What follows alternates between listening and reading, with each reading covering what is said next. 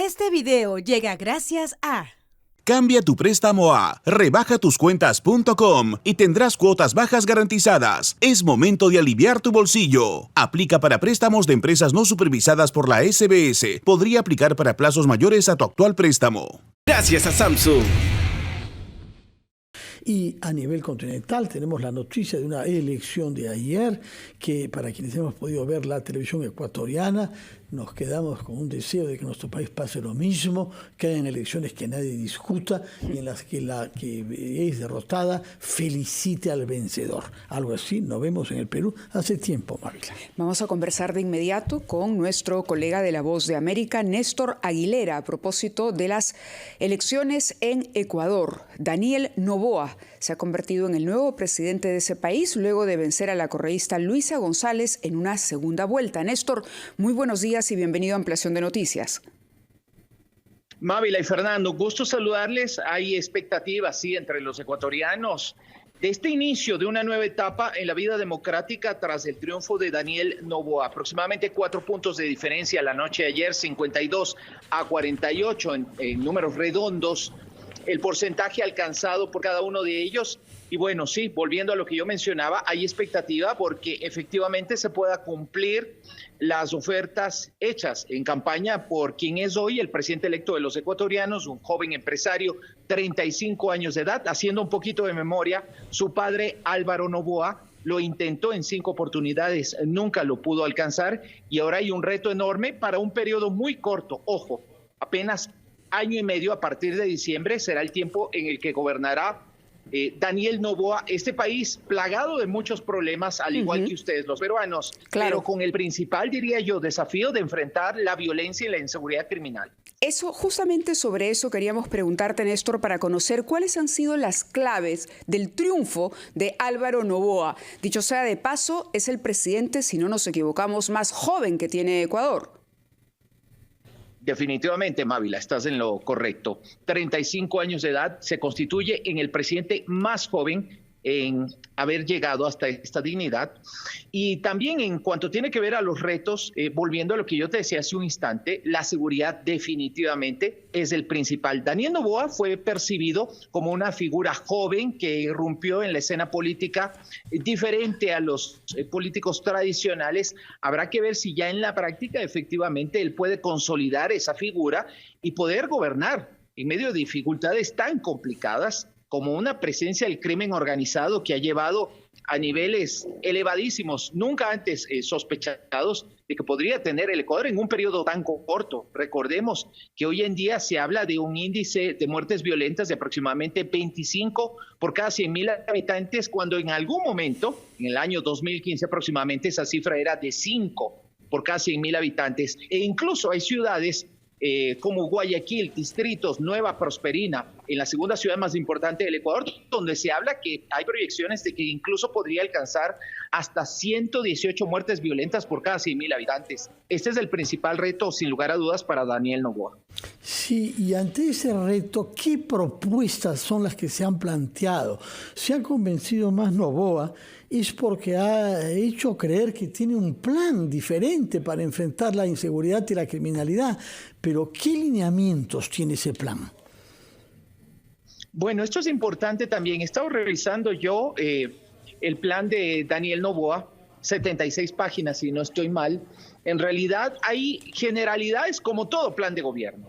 No se habla específicamente, yo voy a hacer esto muy puntualmente para enfrentar un tema tan complejo, y esa es la gran expectativa y la gran interrogante que muchos ecuatorianos hoy en día tienen, Fernando.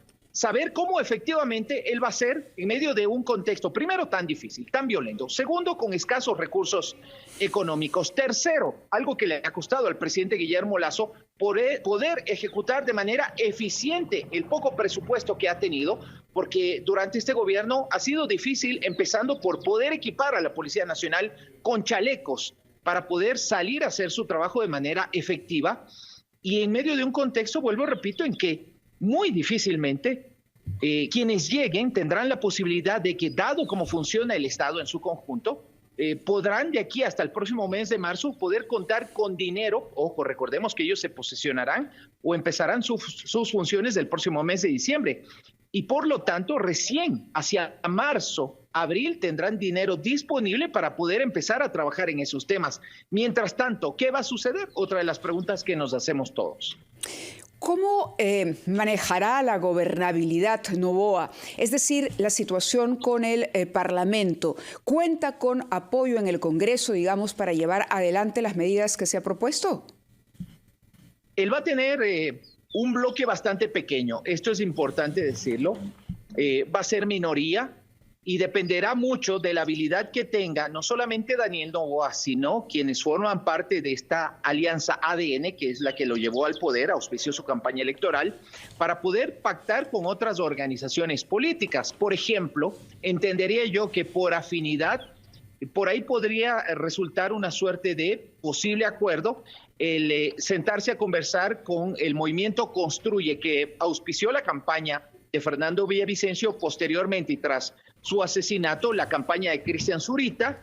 Esta va a ser la tercera organización política, o la segunda, perdón, en cuanto tiene que ver al número de integrantes en la próxima asamblea, pero aún así no le alcanzaría. Entonces, eso demanda también un reto adicional, que es el poder alcanzar esos consensos suficientes para poder enfrentar en un medio de una función legislativa con 137 asambleístas a un bloque que, siendo minoría, va a tener el grupo más numeroso dentro de esa composición. La Revolución Ciudadana del expresidente Correa y Luisa González, ya hoy ex candidata, alcanzará al menos 50 escaños.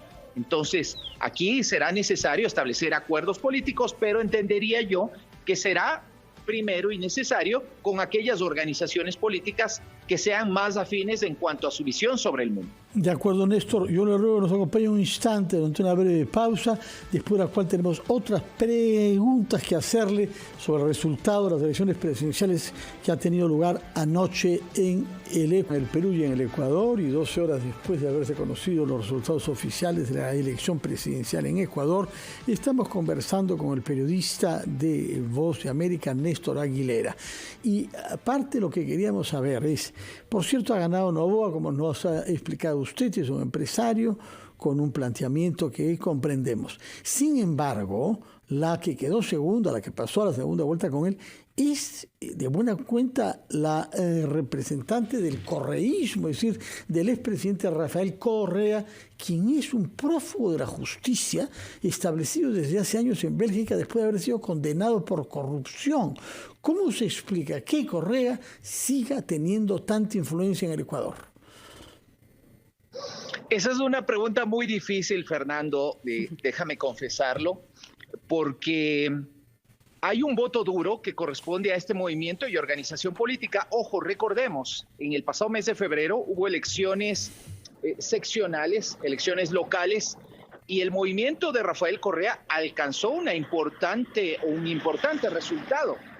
Esto da cuenta de que esa organización está plenamente vigente, tiene una buena representación a nivel de Asamblea Nacional, va a ser la primera minoría, más de 50 representantes en una asamblea de 137 curules, lo que da cuenta de esto. Ellos todavía conservan buena parte de ese electorado al que conquistaron y con el que gobernaron durante 10 años en el Ecuador. Entonces yo te diría, si me preguntas, que tal vez parte del éxito y de este 48% que al final del día terminaron consiguiendo, viene dado por eso.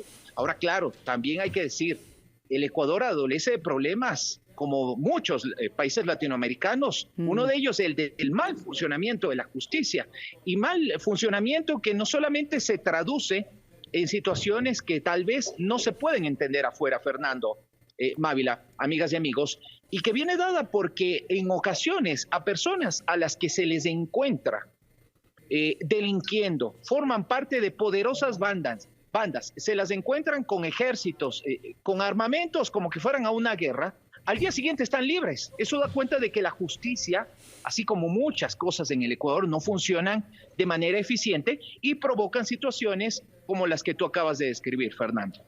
Una situación complicada y los retos para Noboa son enormes, tomando en cuenta algo que señalábamos al inicio, que va a gobernar apenas poco más de un año y además que va a tener que llevar adelante alianzas porque tiene solamente 12 de los 136 asambleístas. Es un grupo muy, muy pequeñito. Néstor, como bien nos escribías antes, hay algunas propuestas muy ambiciosas. Por ejemplo, los convictos más peligrosos deberían ser retenidos en barcos prisión, utilizar tecnología para combatir el crimen. Y otro, crear un sistema de jurados para delitos graves e invertir en tecnología como drones y radares. ¿Podrá hacer todo esto en poco más de un año con 12 de 136 escaños en la Asamblea? Esa es una muy buena pregunta y yo creo que su éxito, y hablo de Daniel Noboa, vendrá también dado en la medida en que él inmediatamente sea posesionado, al día siguiente él llame a una consulta popular, porque él ya ha anticipado también como parte de sus propuestas que él someterá a escrutinio del pueblo temas tan complejos como este. Por ejemplo, tú mencionabas el de la posibilidad de que los reos sean trasladados a alta mar y que allí se inicien por lo menos las primeras investigaciones, que tenga una participación importante otros países, etcétera, etcétera. Bueno, hay muchas de las ideas que ha presentado Daniel Noboa que deberán pasar por normativa legal. Y en este caso ya sabemos que al ser minoría muy difícilmente van a poder pasar por la Asamblea Nacional. Por lo tanto, una de las opciones que tendría aquí Daniel Noboa, y vuelvo, repito, será necesario saber en qué medida él cumple con lo que ofreció. Por ejemplo, sería ampararse, valerse de en una el respaldo, próxima, claro, el respaldo de la popular. población, ¿no? Podría servirle para compensar, digamos, la falta de respaldo político que puede encontrar en la Asamblea. Ahora, Néstor, no sé si en Ecuador pasa lo mismo que en el Perú, pero si es un gobierno de poco más de un año, uno asume que ya los distintos grupos políticos están pensando y van a continuar en campaña electoral. Entonces, ¿cuál será el reto de Noboa para mantener, digamos, el éxito que ha cosechado hoy dentro de un año, cuando una nueva plataforma de derecha se pueda presentar? Es decir, para realmente darle un giro de timón al gobierno ecuatoriano. Claro, de hecho el mismo Noboa ha dicho, él quisiera también participar en las elecciones del 2025 y hay que decirlo, él tiene esa posibilidad de ser reelegido hasta una vez, pero yo diría que buena parte de la clave vendrá dada también por el éxito en el cumplimiento de lo que él ha ofrecido. Seguramente eso pasa en Perú, pero yo creo que aquí estos primeros meses serán determinantes. Que él, por ejemplo, empiece a reducir los índices de violencia, inseguridad en el Ecuador, será clave para que él pueda gobernar con cierta facilidad, soltura, durante los próximos meses. Es un periodo bastante complejo y claro, tú bien lo anotas, con un bloque muy pequeño dentro de una asamblea que también va a lucir polarizada. Néstor, nos estás hablando sobre los temas de fondo, es decir, cumplir lo que uno ha prometido, sobre todo has destacado en temas de seguridad ciudadana.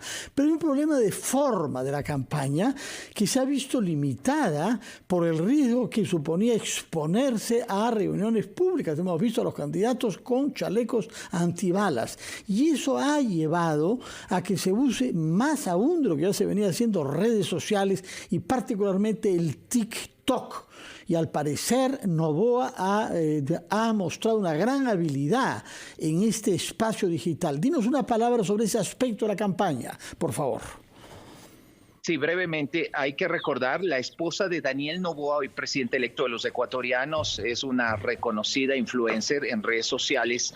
Ella también, para muchos, era confundida con la candidata a la vicepresidencia de la República, que en este caso fue Verónica Abad de la ciudad de Cuenca. Muchos, debido a esa presencia en redes sociales de la esposa de Daniel Noboa, creían que era ella la que la iba a acompañar en este próximo gobierno.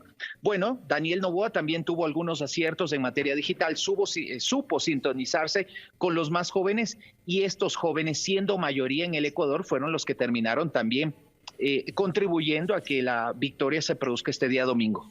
Perfecto, Néstor. Muchísimas gracias por haber conversado con nosotros, alcanzándonos tan importante información para entender lo que está pasando más allá del triunfo de Daniel Noboa, perdón.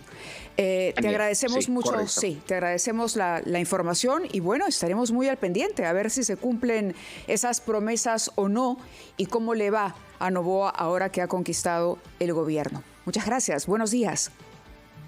Gracias, Mávila, y también, por supuesto, a Fernando y a quienes a esta hora siguen la señal de RPP en todo Perú. Muchas gracias.